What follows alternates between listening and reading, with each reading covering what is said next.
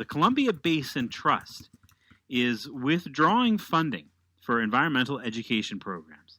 This includes funding for environmental groups like WildSite and the Columbia Basin Environmental Education Network. The trust says it's reallocating the money for larger environmental initiatives. A couple of years ago, the trust conducted a public engagement process, and through that, residents said they wanted larger enhancement projects. John Easterlyoff is CEO of the Columbia Basin Trust.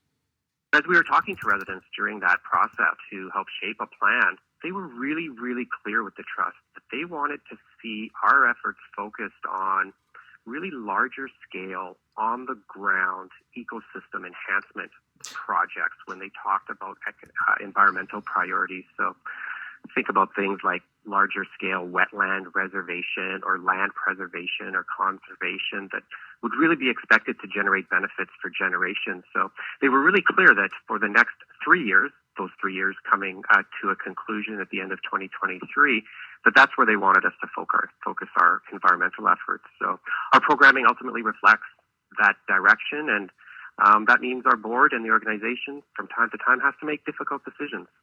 John Easterlyoff speaks for the Columbia Basin Trust. Jennifer Dahl is an elementary school teacher in the Southeast Kootenay in School District 5. She says educators are worried about the effect of withdrawing that funding for environmental education programs.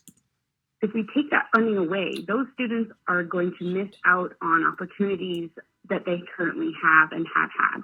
And those opportunities shape their minds for thinking about where they live, the services that they are going to be using eventually. It's not just nature-based, and when you look at the outdoors, it's multifaceted, right? There's lots of learning. My main concern is that when the funding goes away, the access to the facilitators will go away because part of that funding, I'm assuming, goes to their wage.